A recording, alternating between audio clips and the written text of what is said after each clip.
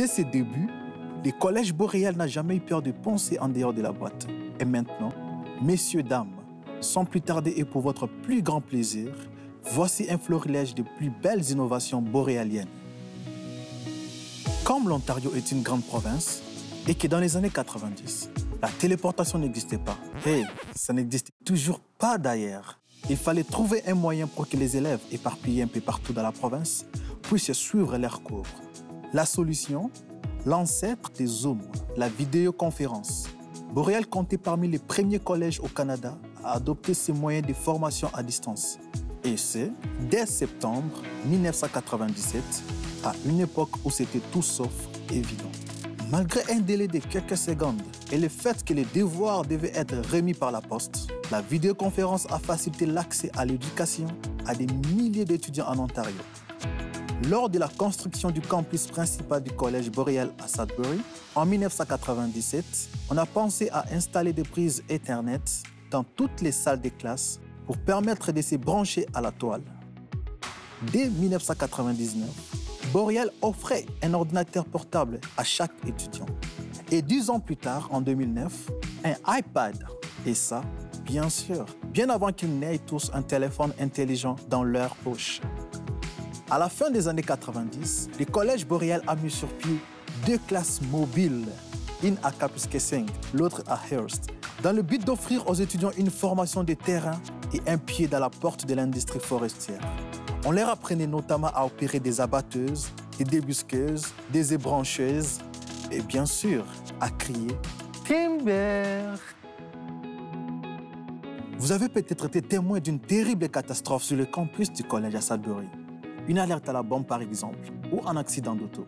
Mais on vous rassure, ce n'était que des simulations, mais des simulations plus vraies que vraies, où Boréal s'est démarqué par son approche multidisciplinaire et son savoir-faire logistique. On parle de mobilisation de 200 à 300 professionnels, des ambulanciers, des policiers, des pompiers, des hélicoptères et même des médias locaux. Le but?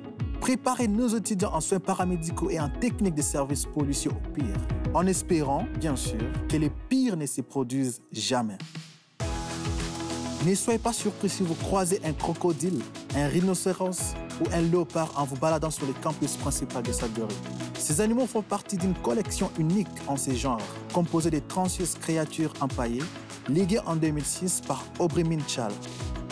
La collection, qui est utilisée à des fins pédagogiques, provient surtout des spécimens d'Afrique et d'Amérique du Nord. Un merveilleux ajout aux vipères de Boréal, même si ce n'était pas évident de faire passer l'éléphant par la porte. Il fut une fois où, dans les secteurs miniers, comprendre et suivre ce qui s'est passé sous terre, c'était un casse-tête impliquant plein de câbles. En 2007, des professeurs en électronique à Boréal ont aidé à concevoir les Simbots, une technologie permettant de relayer des données sans fil. Une invention qui a révolutionné l'industrie, car pour bien extraire des minéraux, il faut d'abord bien extraire l'information.